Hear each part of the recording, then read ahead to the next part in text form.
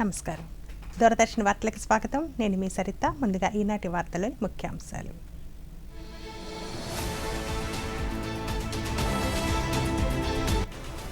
G7 శిఖరాగ్ర సమావేశంలో పాల్గొనేందుకు ఫ్రాన్స్లోని ఏవియన్కు చేరుకున్న ప్రధానమంత్రి నరేంద్ర మోదీ.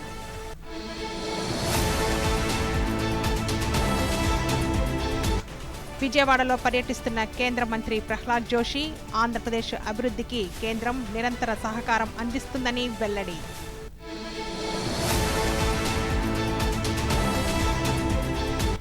సింగపూర్లో వరల్డ్ సిటీస్ సమ్మిట్లో ప్రసంగించిన ముఖ్యమంత్రి చంద్రబాబు నాయుడు.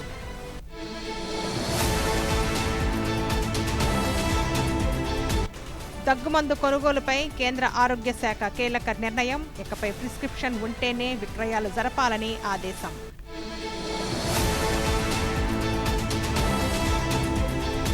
ఈ నెల 21న నీట్ యూజీ పునఃపరీక్ష నేపథ్యంలో 22 వరకు టెలిగ్రామ్ సేవలను నిలిపివేస్తున్నట్లు ప్రకటించిన కేంద్రం. ఇక వార్తలోని వివరాలు. G7 శిఖరాగ్ర సమావేశంలో పాల్గొనేందుకు ప్రధానమంత్రి నరేంద్ర మోదీ ఫ్రాన్స్లోని ఏవియన్కు చేరుకున్నారు. శిఖరాగ్ర సమావేశ వేదిక వద్దకు చేరుకున్న ప్రధానికి ఫ్రాన్స్ అధ్యక్షుడు ఇమ్మాన్యుయల్ మాక్రాన్ స్వాగతం పలికారు. ఈ సందర్భంగా G7 దేశాధినేతలు గ్రూప్ ఫోటో దిగారు.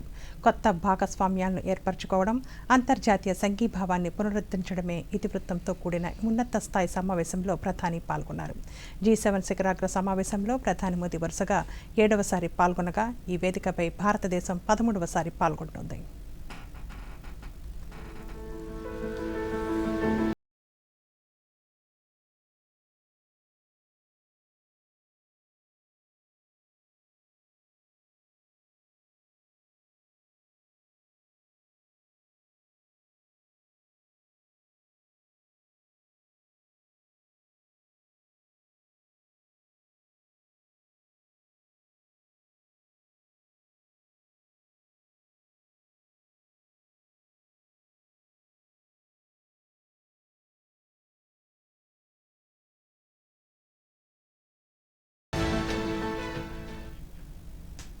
అంతకుముందు ప్రధానమంత్రి ఏవియన్కు వెళ్లే మార్గంలో స్విట్జర్లాండ్లోని జెనీవాలో దిగారు. అక్కడ విమానాశ్రయంలో స్విస్ అధ్యక్షుడు గై ఫార్మెలిన్ ఆయనకు స్వాగతం పలికారు. ఇద్దరు నాయకులు ఆత్మీయంగా పలకరించుకొని భారత్ స్విట్జర్లాండ్ భాగస్వామ్యాన్ని మరింత బలోపేతం చేయడానికి తమ నిబద్ధతను పునరుద్ధరించారు.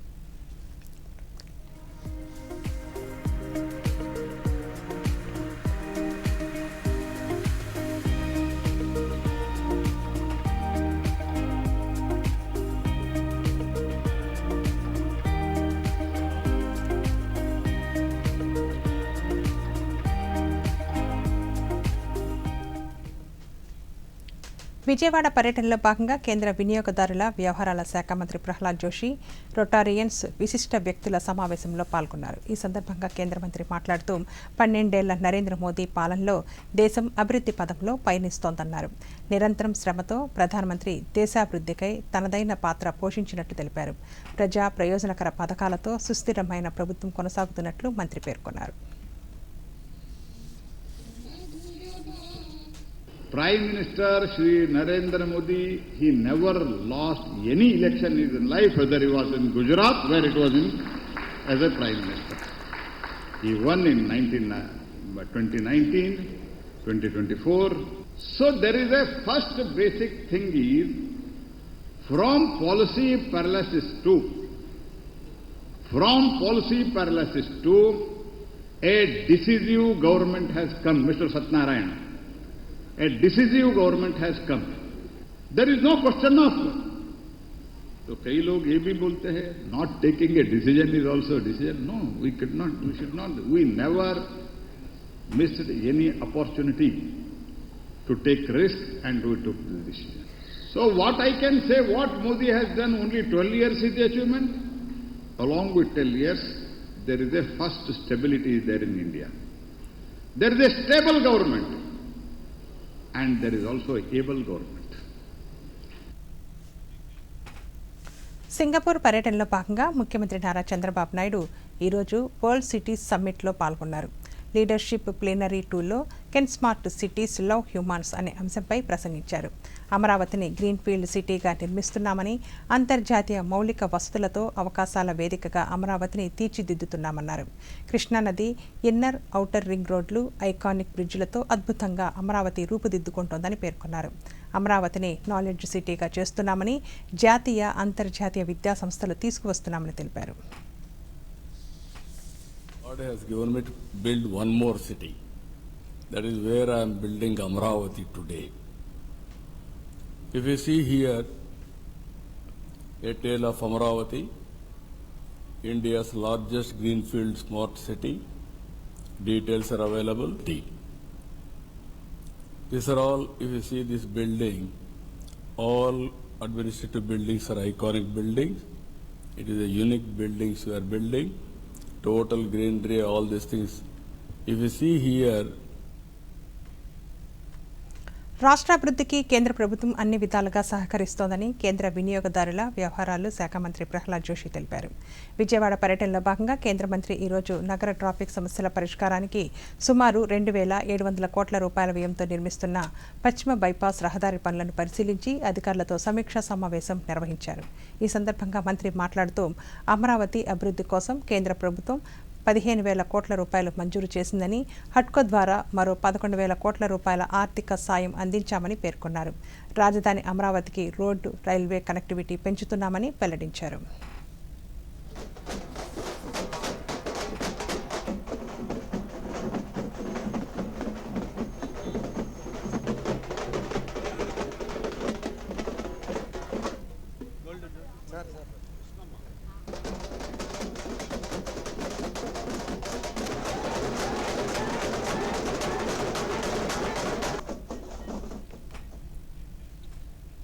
ఢిల్లీ పర్యటనలో భాగంగా ఉప ముఖ్యమంత్రి పవన్ కళ్యాణ్ ఈరోజు ఢిల్లీలో కేంద్ర వ్యవసాయ శాఖ మంత్రి శివరాజ్ సింగ్ చౌహాన్తో సమావేశమయ్యారు.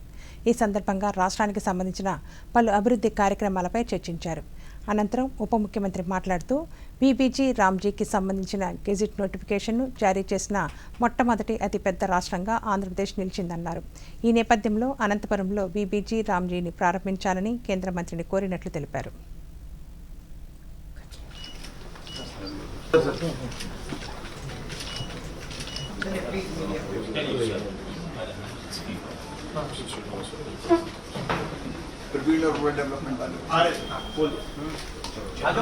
My first request was Narega is started in Andhra Pradesh in Anantapuram in 2006.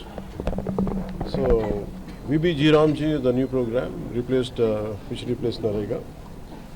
I requested him to launch it in Anantapuram with his own hands, and as we are the first largest state to issue a gazette notification of VBG Ramji, and Honorable Minister agreed that he would be visiting Anantapuram on July 6th, 1st July, and I would like to convey my heartfelt thanks to Shiraj Singh Chauhan. ప్రభుత్వ, private పాఠశాలల్లో చదువుతున్న ప్రతి విద్యార్థికి తల్లికి వందనం పథకం కింద ఆర్థిక సాయం త్వరితగతిన అందించేందుకు అవసరమైన అన్ని చర్యలు తీసుకోవాలని రాష్ట్ర విద్యాశాఖ మంత్రి నారా లోకేష్ అధికారులను ఆదేశించారు. గుంటూరు జిల్లా ఉండవల్లి నివాసంలో పాఠశాల విద్య, ఉన్నత విద్యా అధికారులతో మంత్రి ఈరోజు సమీక్షా సమావేశం నిర్వహించారు. ఈ సందర్భంగా తల్లికి వందనం పథకం, బడి పిలుస్తోంది, shining stars, mega PTM, Yogandhra, TET నిర్వహణ అంశాలపై అధికారులు పవర్ పాయింట్ ప్రెజెంటేషన్ ద్వారా మంత్రికి వివరించారు. ప్రభుత్వ పాఠశాలల్లోకి విద్యార్థుల ప్రవేశాల పెంపుపై ప్రత్యేక చర్యలు తీసుకోవాలని ఈ సందర్భంగా మంత్రి ఆదేశించారు.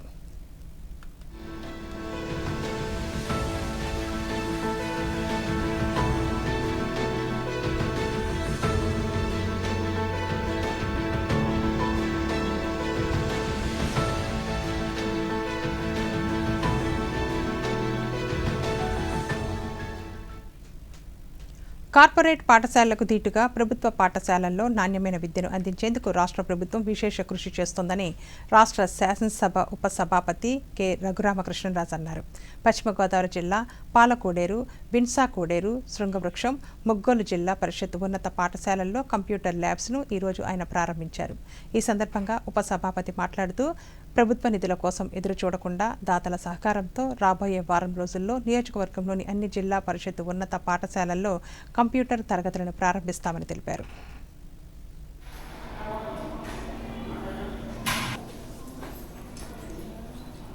ప్రైవేట్ స్కూల్స్కి దీటుగా పాఠశాలలు ఉండాలి అనేది మన విద్యాశాఖ మంత్రి నారా లోకేష్ గారి ఆలోచన. ఆయన ఎంతో కృషి చేస్తున్నారు. నిధుల కొరత ఉన్నమాట వాస్తవం. కానీ మీ స్కూల్లో గతంలో చదువుకున్న వాళ్ళు ఎంతోమంది అలా ప్రతి ఊళ్ళో ఉన్నారు.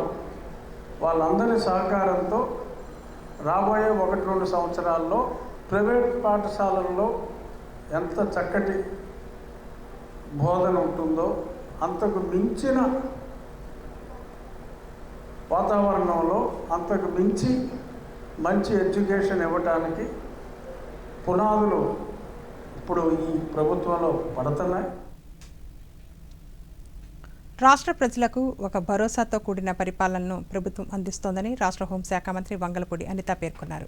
అమరావతిలోని రాష్ట్ర సచివాలయంలో ఈరోజు ఆమె మీడియాతో మాట్లాడుతూ 2 ఏళ్ల ప్రభుత్వ పాలనలో రాష్ట్రంలో శాంతి భద్రతలు పూర్తిగా నియంత్రణలో ఉన్నాయని స్పష్టం చేశారు. గతంలో కంటే నేరాల సంఖ్య 14.1% తగ్గిందని చెప్పారు. 1,00,000 సీసీ కెమెరాలను లక్ష్యంగా పెట్టుకుని ఇప్పటికీ 70% పూర్తి చేసినట్లు పేర్కొన్నారు. మహిళల భద్రత కోసం తీసుకొచ్చిన శక్తి యాప్ సత్ఫలితాలు ఇస్తోందన్నారు. గంజాయి నియంత్రణలో భాగంగా ఏర్పాటైన ఏగల్ టీం పనితీరు మంచి ఫలితాలు ఇస్తోందని వివరించారు. కూడా ఉంది, ఒకసారి చూస్తే కనుక మన వాళ్ళు ఒకసారి పెట్టారు, 4 పాయింట్ పెట్టారా, ఒకసారి చూసుకోండి. ఒకసారి బేస్ చేసుకుంటే ఈరోజు మనకి సంబంధించి నేరాల సంఖ్య అంటే క్రైమ్ రేటు సుమారుగా 14.1% తగ్గింది ఈరోజు క్రైమ్ రేట్. అంటే ఓవరాల్గా 2022 నుంచి 24 వరకు నుంచి 2024 నుంచి 26 వరకు చూసుకుంటే దగ్గర 34,014 కేసులు తగ్గాయి. అంటే ఒక పక్క నుంచి కమ్యూనిటీ సపోర్ట్ చేస్తుంది, ఒక పక్క నుంచి పోలీస్ డిపార్ట్మెంట్ సపోర్ట్, గవర్నమెంట్ సపోర్ట్తో 1,00,000 సీసీటీవీ కెమెరాస్ టార్గెట్ గా చేసుకుని అరౌండ్ ఈ రోజు 70% వరకు సీసీటీవీ కెమెరాస్ ఇన్స్టాల్ చేసుకుని వాటికి సంబంధించిన ఫీడ్ కూడా నియర్ బై ఉన్న కమాండ్ కంట్రోల్ రూమ్స్ కి అప్పచెప్పి అక్కడ ఏ ఇన్వెస్టిగేషన్ అయినా చాలా ఈజీగా తొందరగా చేసుకునే దానికి ఇది ఒక మెయిన్ టూల్ అయిందని చెప్పడానికి నిజంగా మేము గర్వపడాలి. ఎన్ని ఇబ్బందులు ఎదురైనా ఈ సీజన్లోనే వెలుగొండ ప్రాజెక్టు ద్వారా నల్లమల సాగర్ను నీటితో నింపుతామని రాష్ట్ర జలవనరుల శాఖ మంత్రి నిమ్మల రామానాయుడు తెలిపారు. దొర్నాల సమీపంలోని కొత్తూరు వద్ద నిర్మాణంలో ఉన్న వెలుగొండ ప్రాజెక్టు టెన్నెల్ను మంత్రి ఈరోజు పరిశీలించారు. ఈ సందర్భంగా మంత్రి మీడియాతో మాట్లాడుతూ కొల్లంవాగు వద్ద ఉన్న మట్టి పూర్తిగా తొలగిస్తేనే సొరంగం ద్వారా నీటిని తరలించడం సాధ్యమవుతుందన్నారు. ఆ దిశగా పనులు వేగంగా జరుగుతున్నాయని చెప్పారు. ఈ సీజన్ కల్లా పూర్తి చేసి నల్లమల సాగర్కి నీళ్లు తీసుకెళ్లాలని చంద్రబాబు నాయుడు గారి యొక్క లక్ష్యానికి అనుగుణంగా వెలిగొండ ప్రాజెక్టుని ఎప్పటికప్పుడు క్షేత్రస్థాయిలో పర్యటిస్తూ ఏజెన్సీలతోటి అధికారులతోటి గ్రౌండ్ లెవెల్లోనే సూచనలు ఇస్తూ ఆ ప్రాజెక్టు లక్ష్యాన్ని అందుకుంటూ ఉన్నాం. మన హెడ్ రెగ్యులేటర్ పనులు ఏవైతే ఉన్నాయో అన్నీ కూడా మన మే నెలకి కంప్లీట్ చేయడం జరిగింది.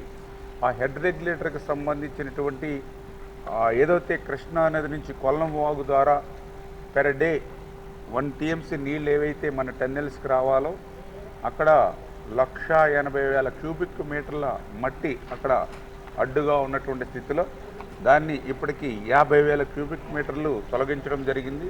7 కిలోమీటర్లు సీసీ లైనింగ్ ఉన్నటువంటి పరిస్థితి. ఈ 20 నెలల్లోనే 5.5 కిలోమీటర్లు మేము పూర్తి చేయడం జరిగింది. మిగిలినటువంటి బ్యాలెన్స్ 1,500 మీటర్లని కూడా ఈ యొక్క జూలై నెలాఖరికల్లా పూర్తి చేసేటువంటి విధంగా రాష్ట్రంలోని ప్రతి నియోజకవర్గంలో MSME పార్కులను ఏర్పాటు చేయడమే రాష్ట్ర ప్రభుత్వ లక్ష్యమని రాష్ట్ర సూక్ష్మ, చిన్న, మధ్య తరహా పరిశ్రమల శాఖ మంత్రి కొండపల్లి శ్రీనివాస్ పేర్కొన్నారు. అమరావతిలోని రాష్ట్ర సచివాలయంలో మంత్రి మీడియాతో మాట్లాడుతూ గడిచిన 2 ఏళ్లలో నూతన ఆలోచనలతో అభివృద్ధి పనులు పూర్తి చేశామన్నారు. MSME శాఖలోని అన్ని పాలసీలను బలోపేతం చేస్తున్నట్లు చెప్పారు.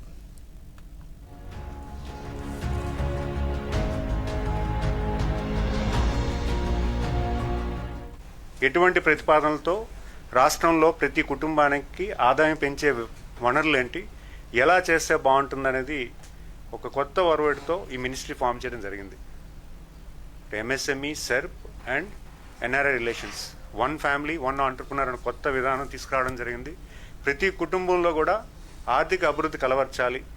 మనందరికీ తెలుసు MSME అనేది largest after agriculture largest contributor to the GDP. Largest 50% of the employment comes under MSME. మన రాష్ట్రంలో 22 లక్షల రిజిస్టర్డ్ ఎంటర్ప్రైజెస్ ఉన్నాయి ఉద్యమ్ పోర్టల్లో. మైక్రో ఎంటర్ప్రైజెస్లో 21.89 lakh. ఇప్పుడు ఒక చిన్న విరామం. మళ్ళీ ఆలస్యమా? మా అమ్మాయిది కొత్త అకౌంట్, ఇంకా నా కేవైసీ కూడా అప్డేట్ చేయాలి. నేను ఇక్కడ నూడిల్స్ చేస్తున్నాను, నువ్వేమో సాకులు వెళ్తున్నావా? ఇదైతే బొత్తిగా టక్కున చేసే పని. ఎలా? ఒకవేళ కేవైసీలో ఎటువంటి మార్పు లేకపోయినా లేదా కేవలం అడ్రస్ మారినా అప్పుడు register mobile, email, internet banking లేదా లెటర్ ద్వారా సెల్ఫ్ డిక్లరేషన్ చేయి. మరి మార్పులుంటేనో? ఇంట్లో కూర్చొని వీడియో కేవైసీ, ఆధార్, ఓటీపీ, ఈ కేవైసీతో అప్డేట్ చేసుకో, అంతే. ఇదైతే నూడిల్స్ చేయడం కన్నా సులువైనది. ఇప్పుడే వస్తాను. ఆర్బీఐ అంటుంది, కేవైసీ సురక్షితమైన బ్యాంకింగ్ కి తొలి అడుగు.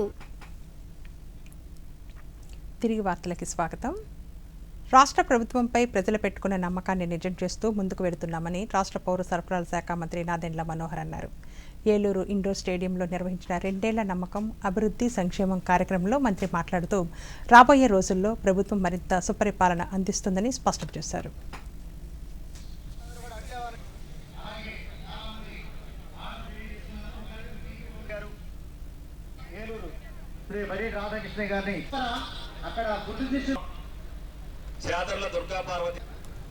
ప్రజాస్వామ్యంలోనే ఎవరు కూడా ఊహించని విధంగా మీరు కోరుకున్నారు కాబట్టి ఆ తీర్పు ఆ విధంగా ఇవ్వగలిగారు. అది ప్రజలు ఒక నమ్మకంతో, ఒక మార్పు కోసం, మన రాష్ట్రానికి మేలు జరుగుతుందనే ఒక గట్టి నమ్మకంతో మీరు చేసిన ఈ ప్రయత్నం, ఆ నమ్మకాన్ని నిలబెట్టుకోవడానికి కోసమే ఈరోజు మనం ఈ వేడుకలు జరుపుకుంటున్నాం. కానీ వేడుకలు జరుపుకున్నంత మాత్రాన మనకి బాధ్యత లేకుండా మన భవిష్యత్తుని మనం ఎలా తీర్చిదిద్దాలి, ఏ విధంగా మన కార్యక్రమాన్ని మనం ప్రజలు కోరిన మేరకు నిర్వర్తించాలనే దానిపైన ఖచ్చితంగా మనం ఎప్పటికప్పుడు విశ్లేషించుకుంటూనే ఉండాలి.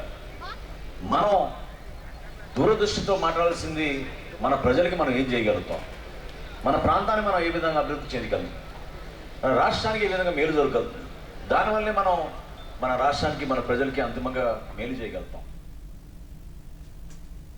రైతు సంక్షేమానికి ప్రభుత్వం ప్రాధాన్యత ఇస్తుందని రాష్ట్ర బీసీ సంక్షేమ శాఖ మంత్రి ఎస్ సవిత అన్నారు. శ్రీ సత్యసాయి జిల్లా పుట్టపర్తిలోని పోలీస్ పెరేడ్ గ్రౌండ్స్లో ప్రభుత్వం ఏర్పడి 2 సంవత్సరాలు పూర్తి చేసుకున్న సందర్భంగా ప్రత్యేక కార్యక్రమాలు నిర్వహించారు.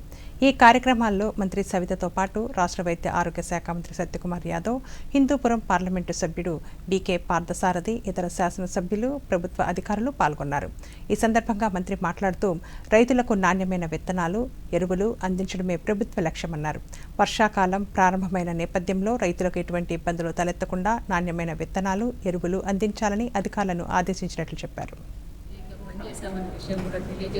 ప్రజలకు కూడా ఈ 2 ఏళ్లలో మనం ఏం చేశాం, మరి ఒక పక్క సూపర్ 6 పథకాలతో పాటు మరి రాష్ట్రానికి ఉపాధి, సంపద, పరిశ్రమలు అన్ని డిపార్ట్మెంట్లో ఈరోజు బరువులు పెడుతుంది. అంతేకాకుండా మన యువగల అధినేత ఐటీ శాఖ మంత్రి గారు దేశ విదేశాన్ని తిరిగి యువత కోసం ఏదైతే యువగలం పాదయాత్ర 20 లక్షల ఉద్యోగాలు ఇస్తారో, మన 20 లక్షల ఉద్యోగాల కోసం మరి పరిశ్రమలు భారతదేశంలోనే ఎక్కువ శాతం మరి పరిశ్రమలు పెట్టుబడులు వచ్చిన రాష్ట్రం ఏదంటే మరి ఆంధ్రప్రదేశ్ అనే విషయం కూడా తెలియజేస్తూ, అమరావతి కావచ్చు, పోలవరం కావచ్చు, road connectivity, air connectivity, port connectivity, tourism hub.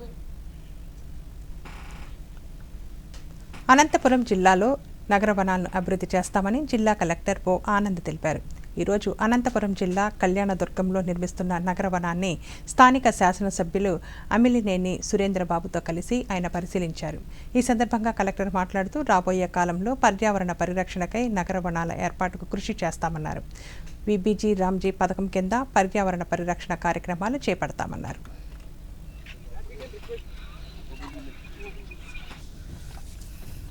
మన ఫారెస్ట్ డిపార్ట్మెంట్ ఆధ్వర్యంలో కళ్యాణదుర్గం టౌన్కి పక్కన అర్బన్ పార్కు మన central government, state government scheme భాగంగా చేయడం జరిగింది. మన కొంతకాలం నుంచి వర్క్ పనులు కంప్లీట్ అయిపోయినాయి. ఒకసారి మన ఎమ్మెల్యే గారు కూడా ఇట్లా ఉన్నాయి, మనం ఒకసారి ఇది విజిట్ చేస్తామని చెప్పిన కాబట్టి ఈరోజు చూడటం జరిగింది. త్వరలోనే ఇది మనం ఓపెన్ అయినట్టు ప్రయత్నం చేస్తాము. ఒకవేళ ఆనరబుల్ మినిస్టర్ గారు వచ్చిన పరిస్థితిలో అయితే వాళ్ళ ద్వారా, లేని పరిస్థితిలో మన జిల్లా స్థాయిలో ఆనరబుల్ ఎఫ్ఎం గారు కానీ, ఆనరబుల్ ఎమ్మెల్యే గారు కానీ వాళ్ళందరూ ఆధ్వర్యంలో ఖచ్చితంగా ఓపెన్ అయినట్టు ప్రయత్నం చేస్తాము. మిగిలిన సదుపాయాలు ఏదైనా అవసరం ఉన్నదిలో అయితే, ఒకవేళ కోటేజెస్ కానీ లేదంటే బేసిక్ ఫెసిలిటీస్ అదనంగా ఏదైనా కావాల్సినది అయితే మన డిఎంఎఫ్ కావచ్చు, లేదంటే కేంద్ర హోంమంత్రి అమిత్ షా ఈరోజు న్యూఢిల్లీలో మురికివాడల పునరావాసంపై ఉన్నత స్థాయి సమావేశం నిర్వహించారు. సమావేశంలో భాగంగా మురికివాడల్లో నివసిస్తున్న వారికి సురక్షితమైన శాశ్వత గృహ వసతి కల్పించడంపై ప్రధానంగా చర్చించారు. ఈ సమావేశంలో కేంద్ర గృహ నిర్మాణ, పట్టణ వ్యవహారాల శాఖ మంత్రి మనోహర్ లాల్ ఖట్టర్, ఢిల్లీ లెఫ్టినెంట్ గవర్నర్ తరంజిత్ సింగ్ సంధు, ఢిల్లీ ముఖ్యమంత్రి రేఖా గుప్తా, కేంద్ర ఢిల్లీ ప్రభుత్వాలకు చెందిన ఉన్నతాధికారులు పాల్గొన్నారు.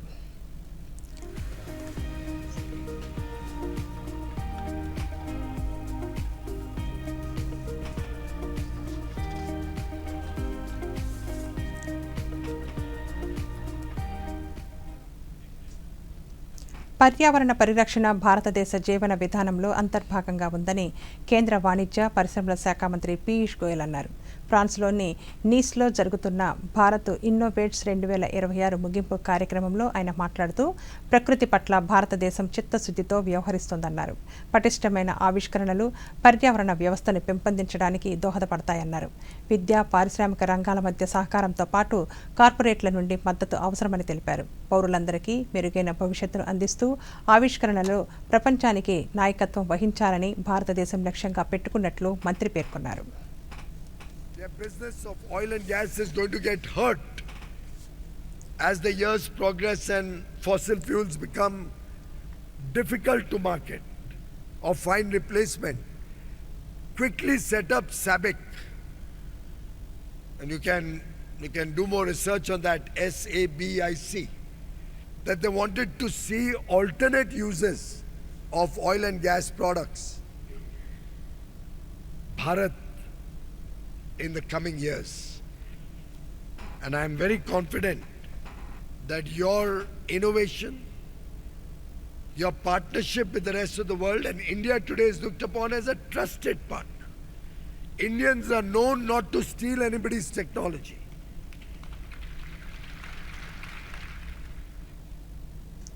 ప్రజాస్వామ్య ప్రక్రియలో యువత భాగస్వామ్యాన్ని ప్రోత్సహిస్తున్నట్లు కేంద్ర యువజన వ్యవహారాలు, క్రీడా శాఖ మంత్రి మన్సుఖ్ మాండవీయ అన్నారు. పార్లమెంటు సెంట్రల్ హాల్లో వీక్షిత్ భారత్ యూత్ పార్లమెంటు మంత్రి మాట్లాడుతూ ఈ కార్యక్రమం 3 దశల్లో నిర్వహించడం జరుగుతుందన్నారు. దేశ భవిష్యత్తును తీర్చిదిద్దడానికి, అభివృద్ధి చెందిన భారతదేశ లక్ష్యాన్ని సాధించడానికి ప్రజాస్వామ్యంలో చురుకైన సమ్మిళిత భాగస్వామ్యం అత్యవసరమన్నారు. జన్ జెడ్ అంటేనే ఉద్వేగం, ఉత్సాహమని యువత వారి ఆలోచనలు, శక్తి సామర్థ్యాలను దేశ నిర్మాణ దిశగా మళ్లించాలన్నారు. युवा समाधान भी है, युवा संकल्प भी है. युवा जब संकल्प करेगा तो समस्या का समाधान युवा ही ढूंढ सकता है. इस बार 50 लाख युवाओं ने भाग लिया, उसमें से 3000 युवा 3 दिन दिल्ली में प्रधानमंत्री जी के सामने अपना आइडियाज दे.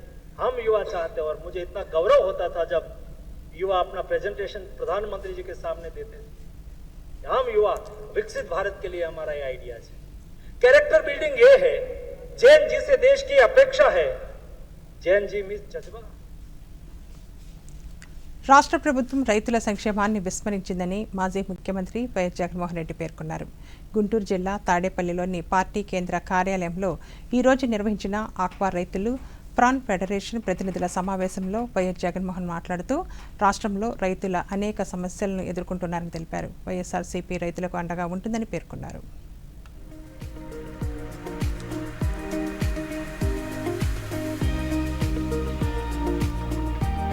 2018-19లో 38 లక్షల టన్నుల రొయ్య మత్స్య ఉత్పత్తులుంటే 2022-23 నాటికి ఏకంగా 51 లక్షల టన్నులకు పెరిగాయి. అంటే మన ఇనిషియేటివ్ తీసుకుంటే చిత్తశుద్ధి చూపితే ఏ రకంగా పెరుగుదల అనేది ఉంటుందన్న దానికి కూడా నిదర్శనాలు ఇవన్నీ కూడా. ఫీడ్ ధరలు కూడా మన హయాంలో కూడా అడుగులు ముందుకు వేస్తూ వీళ్ళంతా కూడా సిండికేట్లు ఫామ్ అయ్యి వీళ్ళంతా కూడా 3 సార్లు పెంచితే 3 సార్లు ఉపసంహరించుకునేట్టుగా చేసినాం. పెంచిన ప్రతిసారి ఈ నెల 21వ తేదీన అంతర్జాతీయ యోగా దినోత్సవాన్ని పురస్కరించుకొని ఆంధ్రప్రదేశ్ ప్రభుత్వం యోగాంధ్ర కార్యక్రమాలను రాష్ట్ర వ్యాప్తంగా నిర్వహిస్తోంది. రాష్ట్ర వ్యాప్తంగా అధికారులు, ప్రజా ప్రతినిధులు, ప్రజలు ఈ కార్యక్రమంలో భాగస్వాములవుతున్నారు. వివిధ జిల్లాల్లో జరిగిన యోగాంధ్ర కార్యక్రమాల వివరాలను ఇప్పుడు చూద్దాం. నిత్య జీవితంలో యోగా ఎంతో అవసరమని అనంతపురం జిల్లా కలెక్టర్ ఓ ఆనంద్ తెలిపారు. ఈరోజు పోలీస్ పెరేడ్ మైదానంలో నిర్వహించిన దివ్యాంగుల యోగాసన ప్రదర్శన ఇతర అధికారులు విభిన్న ప్రతిభావంతులతో కలిసి కలెక్టర్ యోగాసనాలు వేశారు. ఈ సందర్భంగా కలెక్టర్ మాట్లాడుతూ మానసిక ఉల్లాసానికి యోగా ఎంతో ఉపయోగపడుతుందన్నారు. కృష్ణా జిల్లా పామరు నియోజకవర్గం మొవ్వ మండలం కూచిపూడిలో నిర్వహించిన యోగాంధ్ర కార్యక్రమంలో శాసనసభ్యుడు వర్లా కుమార్ రాజాతో కలిసి జిల్లా కలెక్టర్ బాలాజీ, జాయింట్ కలెక్టర్ నవీన్లు పాల్గొన్నారు. ఈ సందర్భంగా వందలాది మంది విద్యార్థులు యోగా సాధకులతో కలిసి యోగాసనాలు వేశారు. యోగాను ప్రతి ఒక్కరి దైనందిన జీవితంలో తప్పనిసరిగా చేయాలని తిరుపతి జిల్లా ఆయుష్ ఇన్ఛార్జ్ కమిషనర్ శారదాదేవి తెలిపారు. కేంద్ర ఆయుష్ శాఖ ఆధ్వర్యంలో తిరుపతిలోని కచిపి ఆడిటోరియంలో విద్యార్థులకు ఈ నెల 20వ తేదీన యోగా పోటీలు నిర్వహిస్తున్నట్లు తెలిపారు. విజేతలను రాష్ట్ర స్థాయి పోటీలకు పంపుతామన్నారు. ఎన్నో ఆరోగ్య ప్రయోజనాలున్న యోగా అందరి జీవితంలో భాగం కావాలని ఉమ్మడి పశ్చిమ గోదావరి జిల్లా పరిషత్ ముఖ్య కార్యనిర్వహణ అధికారి పి జగదాంబ తెలిపారు. యోగాంధ్ర కార్యక్రమంలో భాగంగా ఏలూరులో టీటీడీసీలో ఈరోజు విద్యార్థులకు జిల్లా స్థాయిలో యోగాసనాలు, యోగాపై స్లోగన్స్, పాటలు, short films, video, photography, quiz తదితర అంశాలలో పోటీలు నిర్వహించారు. ఈ నెల 21న జరగనున్న national eligibility cum entrance test NEET UG 2026 పునః పరీక్ష నేపథ్యంలో కీలక నిర్ణయం తీసుకుంది. ప్రముఖ మేనేజింగ్ యాప్ టెలిగ్రామ్ను కేంద్రం బ్లాక్ చేసింది. ఈ నెల 22 వరకు ఈ ఆంక్షలు అమల్లో ఉంటాయని వెల్లడించింది. నేషనల్ టెస్టింగ్ ఏజెన్సీ ఎన్టీఏ సిఫార్సుల మేరకు ఈ తాత్కాలిక ఆంక్షలు విధించింది. ఈ నెల 30 వరకు మెసేజ్ ఎడిటింగ్ ఫీచర్ను భారత్లో డిజేబుల్ చేయాలని టెలిగ్రామ్ను ఆదేశించింది. ఈ ఆంక్షల వల్ల చట్టబద్ధమైన యూజర్లకు అసౌకర్యం ఏర్పడనుంది. ఈ విషయాన్ని ప్రస్తావిస్తూ దేశంలో అత్యంత కీలకమైన ప్రవేశ పరీక్షల్లో ఒకటైన నీట్ సమగ్రతను కాపాడేందుకే ఈ చర్యలు తీసుకున్నామని పేర్కొంది.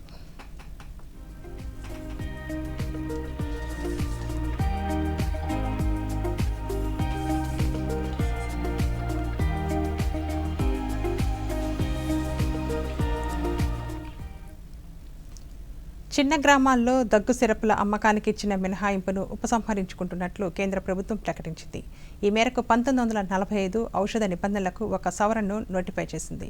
ఔషధ నిబంధనలోని షెడ్యూల్కి కే నుండి సిరప్ అనే పదాన్ని తొలగించినట్లు ఆరోగ్య కుటుంబ సంక్షేమ మంత్రిత్వ శాఖ గెజిట్ నోటిఫికేషన్లో తెలిపింది.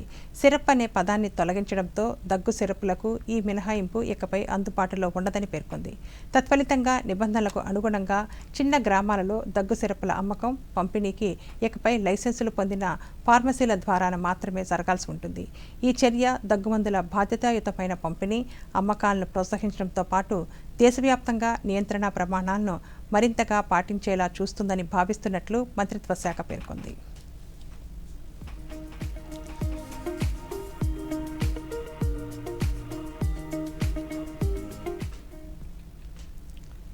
దేశీయ స్టాక్ మార్కెట్ సూచీలు వరుసగా ఈరోజు కూడా లాభాల్లో ముగిశాయి. అమెరికా, ఇరాన్ మధ్య శాంతి ఒప్పందం కుదరడంతో భారత్ మార్కెట్లలో కొనుగోళ్ల ఉత్సాహం కనిపించింది. ఈ ఉదయం 76,526 పాయింట్ల వద్ద లాభాల్లో ప్రారంభమైన సెన్సెక్స్ రోజంతా లాభాల్లోనే కొనసాగింది. ఇంట్రాడేలో 76,846 పాయింట్ల వద్ద గరిష్టాన్ని తాకిన సూచీ చివరకు 544 పాయింట్ల లాభంతో 76,808 వద్ద ముగిసింది. ఇక నిఫ్టీ 13 పాయింట్ల లాభంతో 23,989 వద్ద స్థిరపడింది.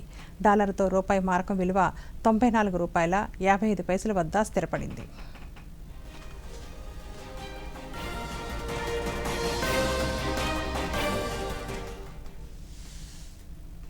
వార్తలు ముగించే ముందు ముఖ్యాంశాలు మరోసారి.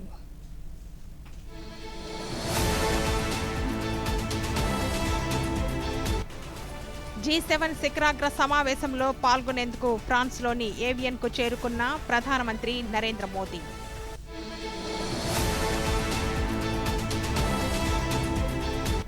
విజయవాడలో పర్యటిస్తున్న కేంద్ర మంత్రి ప్రహ్లాద్ జోషి ఆంధ్రప్రదేశ్ అభివృద్ధికి కేంద్రం నిరంతర సహకారం అందిస్తుందని వెల్లడి.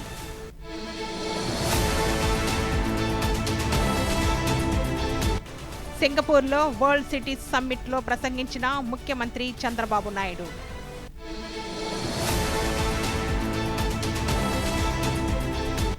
దగ్గుమందు కొనుగోలుపై కేంద్ర ఆరోగ్య శాఖ కీలక నిర్ణయం. ఇకపై ప్రిస్క్రిప్షన్ ఉంటేనే విక్రయాలు జరపాలని ఆదేశం.